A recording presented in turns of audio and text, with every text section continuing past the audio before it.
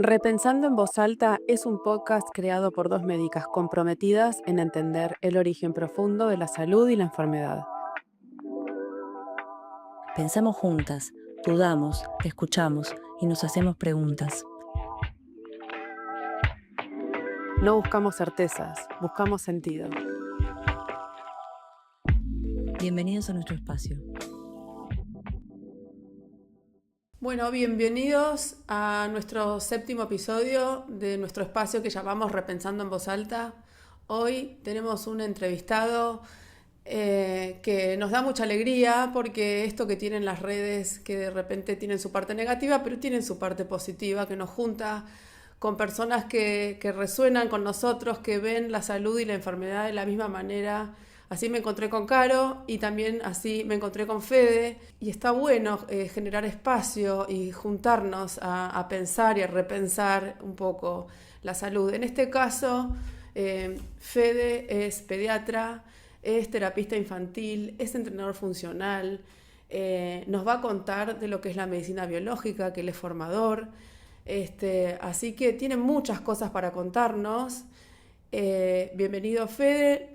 Nos gustaría que nos cuentes un poco tu recorrido en lo que es tus estudios de salud y cómo llegaste hoy a pensar como pensás, a ver la salud y la enfermedad como la ves. Contanos un poco. Buenas tardes a todos. Muy contento de estar con ustedes, chicas. Contento de compartir esta experiencia, este camino que nos ha llevado a lugares impensados. Un poco respondiéndote, mi camino comenzó, bueno, en la medicina, en la pediatría, siguió por la terapia intensiva y luego incluimos lo que fue todas las doctrinas biológicas, lo que son las leyes biológicas, la fisiología del estrés y lo que es el entrenamiento evolutivo sistémico, que nos permite ver cómo podemos forjar y modificar el entorno, cómo la salud, tanto del niño como de los adultos, está más determinada por el vínculo con el entorno que por si consume tal o cual medicación o tal o cual suplemento. Entonces nos permitió correr el foco de la salud, de qué es hacer salud, de reivindicar y también volver a mirar con más detenimiento la fisiología, la biología humana, que es uno de los grandes ausentes dentro de nuestra formación, y empezar a vernos y a pensarnos como nuestra evolución nos viene indicando, ¿no? Nuestra evolución nos viene indicando que provenimos de los mamíferos, somos un animal mamífero, ¿sí? Biopsicosocial, y que esas condiciones son inherentes al humano. Entonces, desde utilizar ese diseño humano, es que podemos generar una nueva medicina, una nueva forma de diagnosticar, de evaluar, de intervenir. Sí, me encanta eso que acabas de decir porque eh, la primera vez que escuché hablar de vos, te escuché en un reel que hablabas, que te preguntabas por qué estamos acostumbrados y nos enseñaban a ver a la persona desde la enfermedad, pero no desde la salud, no desde la biología, no de la fisiología, mejor dicho, de cómo debería funcionar todo en una situación óptima, ¿no? En un entorno óptimo. Entonces, eso es una pregunta, es la pregunta que nos hacemos nosotros tres, por lo menos en esta conversación, ¿no? ¿Por qué miramos la enfermedad y no miramos cómo potenciar la salud? ¿O qué ocurrió para que se desviara y apareciera la enfermedad? No, atacamos el síntoma. Fede, hoy en día te queríamos preguntar, ¿de qué se enferman los chicos? Bueno, los niños, la principal causa de enfermedad, distinto a lo que por ahí nos hemos formado o lo que los medios mismos buscan difundir e instalar, lo que mayor causa enfermedad en los niños es su entorno primordial. Su entorno primordial está dado por su entorno físico, territorial y vincular, o sea, su familia, sus padres. El resultado del vínculo con ese entorno que va a tener el niño desde que nace, desde antes que nace, desde que está dentro del útero hasta que transcurre sus primeros 10 años, hasta que entra en la adolescencia, va a estar fuertemente condicionado, fuertemente determinado por el vínculo con su entorno principal. Entonces, de ahí, de ese resultado, es que vamos a tener síntomas que a veces son llamados enfermedad, ¿sí? Y que están manifestando qué sucede en ese entorno realmente. Entendiendo que los síntomas en realidad son reflejo de adaptaciones biológicas que hace nuestro organismo para, valga la redundancia, adaptarse a ese entorno el que está transitando. Entonces, es la mínima expresión de lo que está sucediendo. Hay que tener digamos, las antenas bien alertas como para ver qué es lo que ese síntoma nos está mostrando, ¿no? Los chicos, así como los adultos, viven situaciones de estrés y pueden mostrarnos qué les está pasando. Lo pueden mostrar a través de síntomas físicos o lo pueden mostrar en cambios del comportamiento. Sé que vos hablabas mucho de estrés, de la fisiología del estrés. Fede, ¿querés contarnos un poco? Bueno, dentro de esta perspectiva y de esta línea que venimos trayendo, el estrés es esa respuesta sistémica que el organismo va a desplegar para poder sobrevivir, o sea, para poder adaptarse y sobrevivir. Entonces, esto lo empezamos a desarrollar desde el nacimiento, desde la primera infancia. Y esto es lo que normalmente está subestimado por la pediatría convencional, por la medicina, digamos, crónica, y es ahí donde empiezan a instalarse un montón de traumas, de disfuncionalidades que van a dar lugar a determinados síntomas que van a tener los niños. Entonces es fundamental conocer cómo está formado esta gran respuesta que sintetizamos en la palabra estrés, y que vamos a tener distintas formas de manifestación del estrés. Vamos a tener también una forma positiva, y que de hecho va a ser uno de los pilares de la terapia, el estrés positivo, ¿sí? Va a ser una de nuestras herramientas terapéuticas principales, de cómo poder generar desafíos, generar experiencias, estímulos que signifiquen un estímulo de resiliencia, un estímulo que desencadene un estrés positivo, ¿no? En el individuo. Entonces eso, al desencadenar un estrés positivo en el individuo, genera cambios en la percepción del mismo, ¿no? Y por otro lado, de qué forma inadvertidas o normalizadas o culturalmente aceptadas de estrés tóxico estamos participando. Entonces esa es la otra parte importante también de conocer del estrés, porque muchas veces por una cuestión social, de pertenencia, de manada, bueno, cultural, también seguimos alimentando cuestiones que de resolverlas no necesitarías aportar ningún otro tratamiento ni ninguna otra intervención, ¿no? Muchas veces dejar que el cuerpo esté en modo de resistencia, en modo de supervivencia, hace que de por sí mismo pueda empezar a reparar y a tener mejores estados de salud. Claro, entonces de repente en situaciones adversas, el contexto de la persona sumado a las, no sé, sistema de creencias del niño o incluso quizás de la familia, ¿no? Va forjando el terreno especial, específico para que se manifiesten ciertas enfermedades, ¿no? O sea, vos ya tenés identificado o está identificado la relación más o menos del terreno o el contexto con el tipo de enfermedad. Sí, sí, dentro digamos, de este aprendizaje o de esta doctrina, es que hay determinadas reacciones físicas, que podemos llamar síntomas, que luego, muchas veces por la intervención de sistemas por ahí más estructurados, de sistemas tradicionales, se constituyen en enfermedad crónica, quiero decir. Entonces, gran parte del trabajo dentro de la medicina biológica es rebatir o revocar diagnósticos, ¿sí? ¿Por qué? Porque son síntomas que fueron sostenidos en el tiempo y que se congelan como si fuese una falla física. Entonces, sí hay una congruencia entre el tipo de estrés. Por ejemplo, te digo un ejemplo así puntual, el tipo de reacción natural orgánica llamada estrés, signada principalmente por el impulso de lucha o el impulso de destrucción, que es la ira. ¿Sí? Eso es un impulso natural que tenemos todos los seres humanos y todos los animales mamíferos de supervivencia, la ira. cuando no es adecuadamente manifestada, no tiene un objetivo y una conclusión, o sea, que concluye, y se persiste en el tiempo, genera distintos deterioros en los tejidos. ¿Sí? Entonces vas a ver tejidos que se reclutan por su lógica natural de hacerle caso a la ira, ¿sí? Como es los vasos, las arteriolas, vasoconstricción, hipertensión, ¿sí? Hiperglucemia, tensión muscular, contracturas, cefalea. ¿Sí? Todos estos son síntomas, los que estoy mencionando, signos y síntomas, que cuando los juntás puedes armar un montón de síndromes, ¿no? Que luego, si se sigue desconociendo y se sigue participando dentro de esta dinámica, constituyen una enfermedad crónica como hipertensión esencial, ¿no? Hipertensión arterial esencial, como diabetes también, como síndrome metabólico.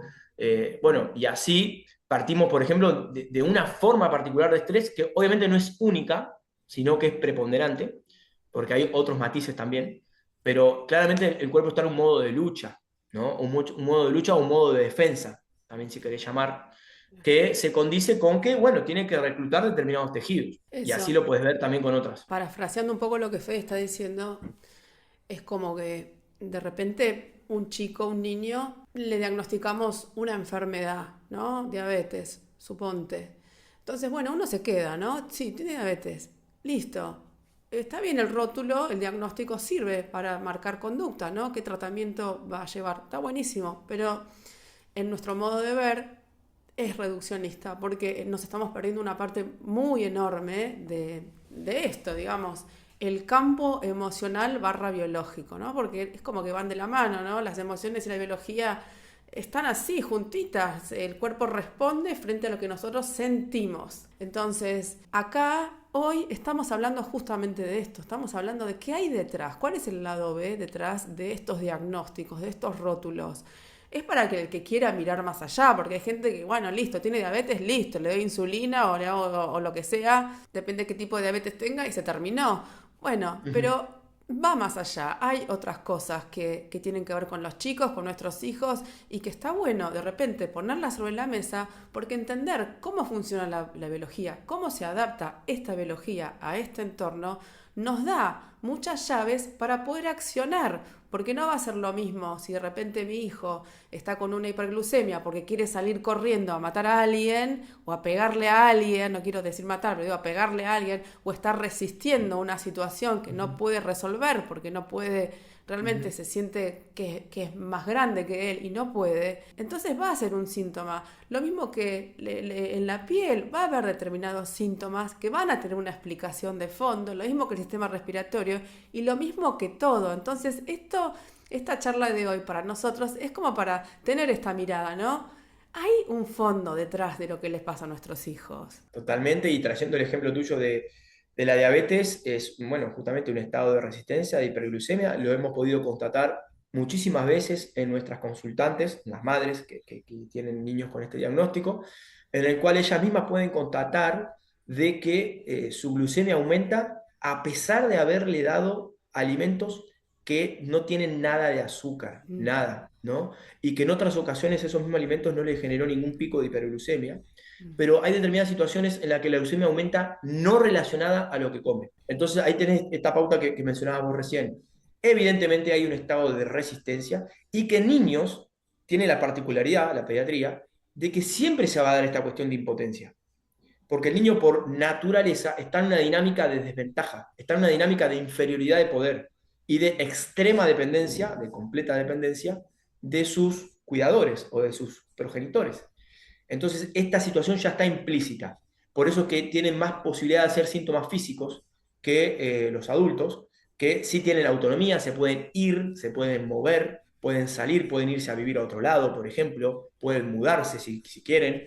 Tienen otras herramientas para no seguir expuesto. El niño no le queda otra que seguir expuesto y seguir comiendo de ahí, o sea, seguir alimentándose ahí. Entonces, es una situación muy extrema ante una discordancia que el niño está viendo, una incoherencia que el niño está viendo Mm. dentro de su entorno y que lo lleva a, bueno, echar mano a su mecanismo justamente de estrés, ¿sí? De supervivencia.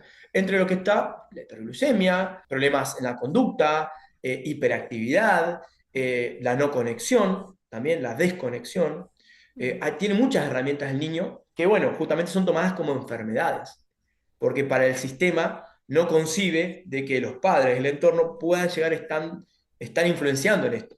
Ese es otro también de los sesgos que muchas veces tenemos y que en realidad no se termina de entender la importancia y la gravedad que tiene el rol del niño y por lo tanto la conciencia que exige el ser padres. Tremendo, la verdad que sí, porque aparte después en ese sistema, en ese contexto, por necesidad de repente, la persona se puede llegar a quedar con un rótulo que está directamente relacionado con el contexto, quizás a veces circunstancial, ¿no? A veces será crónico, pero a veces que puede llegar a ser circunstancial.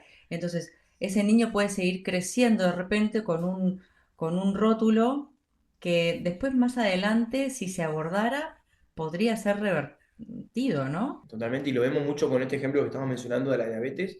Ya van varios niños que en función también de la adherencia, ¿no? y del compromiso que sus padres, por eso es que es importante también transmitirle la información a los padres y que la hagan propia y que, digamos, se conecten con este contenido, con esta información, para que sepan que son ellos los gestores y que tienen el poder de cambiar la vida. Entonces, según esa adherencia, hemos tenido niños que ya tenían el rótulo de diabetes, por ejemplo, tipo 1 absolutamente, y que han logrado, por ejemplo, estar un mes entero sin insulina y teniendo glucemias muy buenas, sin ningún problema. Obviamente lo estudiamos con todo, con la glicosilada, con la proteína C, con todo lo que hace falta para, digamos, hacer un seguimiento. Y bueno, vamos descubriendo también de que hay muchas cosas estandarizadas, ¿sí? Mucha cuestión de alerta. Por ejemplo, les quiero tirar un dato también en línea con esto, como para que el que esté escuchando y que tenga una situación similar se quede tranquilo o tranquila, de que muchos valores, en pediatría especialmente, de hiperglucemia, los límites que se toman son tomados en poblaciones que están en terapia intensiva. Entonces, cuando le dicen, no te podés pasar digamos, de 127 de glucemia en ayunas, por ejemplo, o esos límites que ponen, dice, porque te aumenta la mortalidad, está hecho en pacientes niños en estado crítico, en los cuales no se puede diferenciar cuál es la causa que aumentó la mortalidad, porque está en terapia intensiva. No es Claro, la claro, realidad del niño que viene caminando y que es la mayoría, están en sus casas, ¿sí? Y que no tienen esa condición de enfermedad crítica, ¿no? claro. Entonces, ¿cómo se extrapola ese dato y se les mete miedo a los padres? Entonces, así podemos ser más tolerantes con determinados valores y muchas veces, utilizando el movimiento, el niño se estabiliza. Entonces, así podés tener perfiles de mejor uso. Muchas veces no es que uno elimina por completo, uno puede bajar incluso hasta el 80% de dosis en muchos casos, y eso significa una calidad de vida notable para el niño, ¿no? Porque no estás pinchándolo a cada rato, no le estás metiendo miedo. He tenido padres que venían con prohibición de actividad física en el niño, porque claro, como tenía la insulina puesta, le bajaba la glucemia. Entonces, cómo hacerlo encajar dentro de una terapia que no comprende su biología, le trae graves consecuencias al niño, porque el niño le termina teniendo fobia al ejercicio, le termina teniendo fobia a algo que es rico, un alimento que le gusta, ¿sí? Entonces genera un montón de complicaciones que van hacia la depresión infantil en muchos casos. Mm. ¿Y sabes qué pasa ahí? Ahí aparece la cetoacidosis diabética. Cuando el niño ya está en depresión, está harto, deja de un momento para otro de aplicarse todo, el niño que ya es adolescente, que ya es grande, saltea, ya ahí donde dicen, sí es desprolijo, no cumple el tratamiento. Claro, porque no vimos todo lo anterior por lo que pasó, ¿no? Entonces ahí aparece y dicen, la cetoacidosis fue por la falta de insulina, ¿no? No siempre es así, muchas veces por no comprender este entorno. Sí, es un tema complejo, incluso en niñas o mujeres adolescentes que no quieren aplicarse la insulina porque es una hormona anabólica y están cuidando el cuerpo ¿no? Y quieren mantenerse delgadas.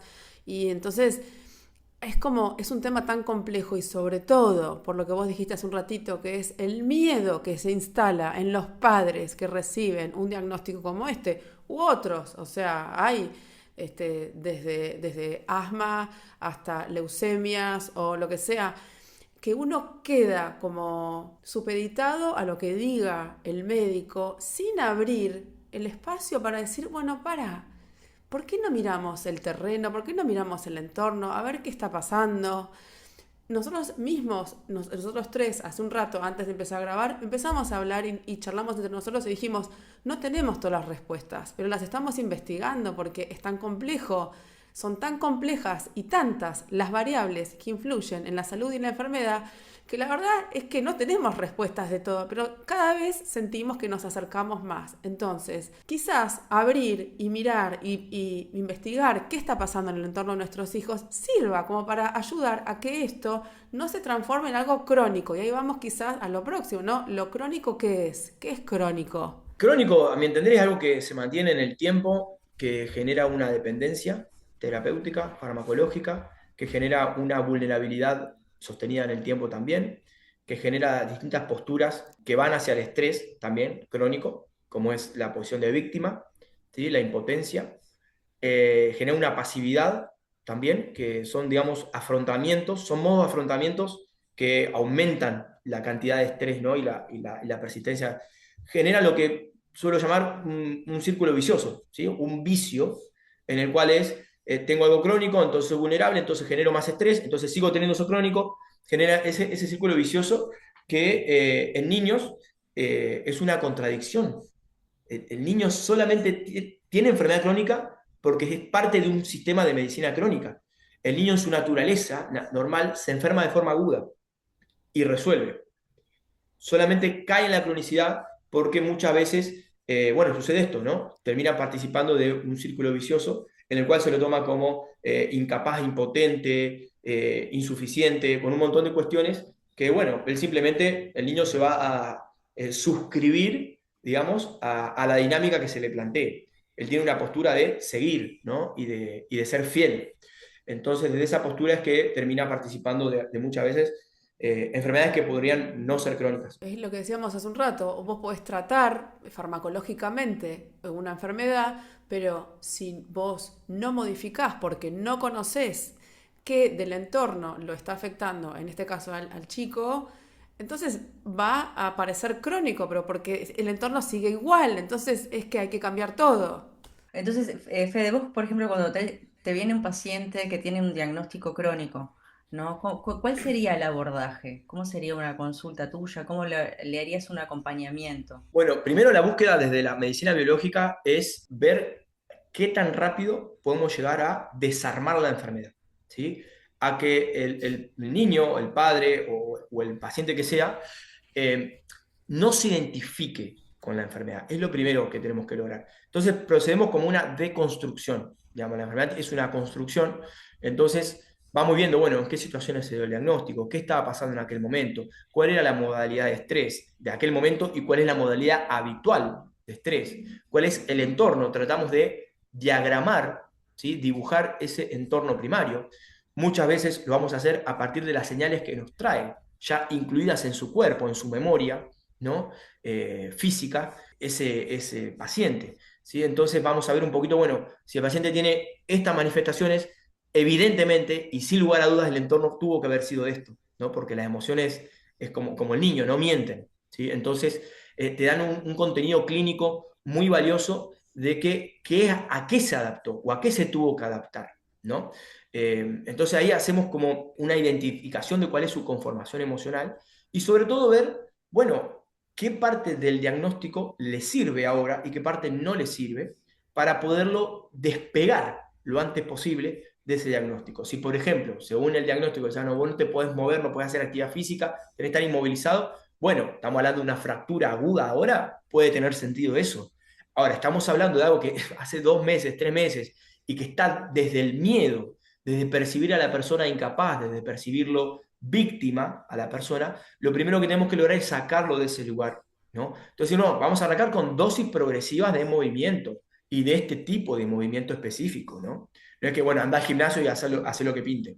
No, no, vamos asistiéndolo desde este lugar para que la persona vaya ganando confianza, aptitud, y así vamos tratando de que se vaya despegando lo antes posible de la etiqueta, ¿sí? Entonces, esto es lo que siempre también trato como de transmitir, ¿no? La etiqueta diagnóstica tiene mayor utilidad dentro de la lógica aguda, dentro de la lógica de urgencias, ¿no? De la medicina aguda.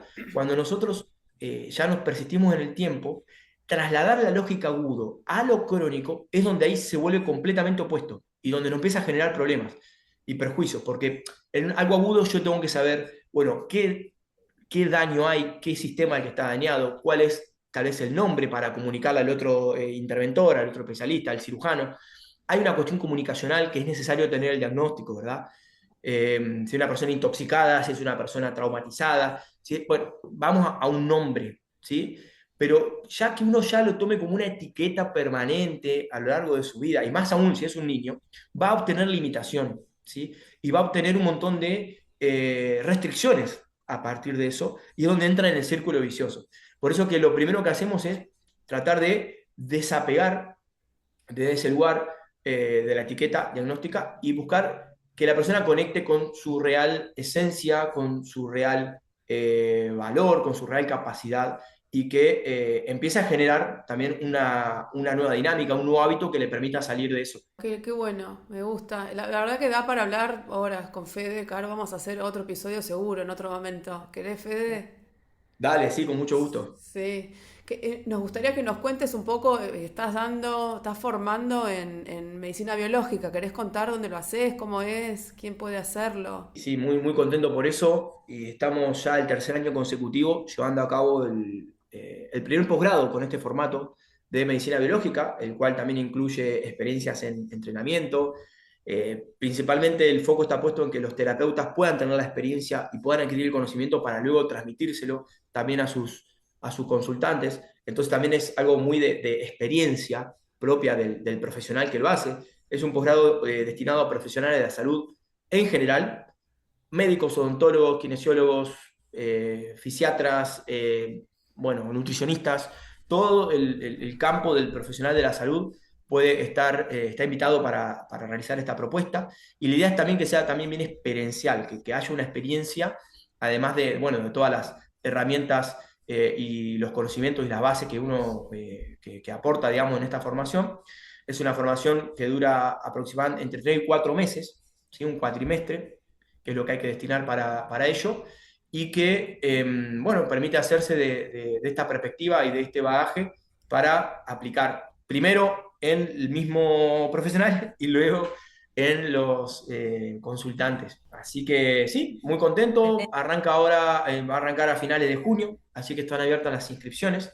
¿Sí? La pueden hacer a través de mi perfil de Instagram, dr-federico-voice, o bueno, por WhatsApp también, ahí van a tener los links para poder hacerlo.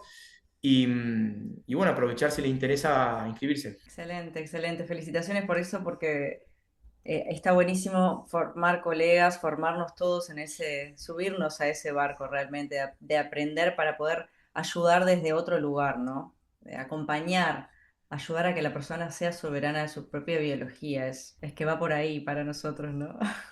Bueno, chicos, ¿les parece? Vamos cerrando. Si este episodio les parece que les puede servir a alguien que esté transitando algún proceso de salud o enfermedad, se lo pueden compartir. No se olviden de suscribirse a nuestro canal de YouTube y nos vemos la próxima. Gracias, gracias chicos, gracias Fede. Chao, gracias, Fede.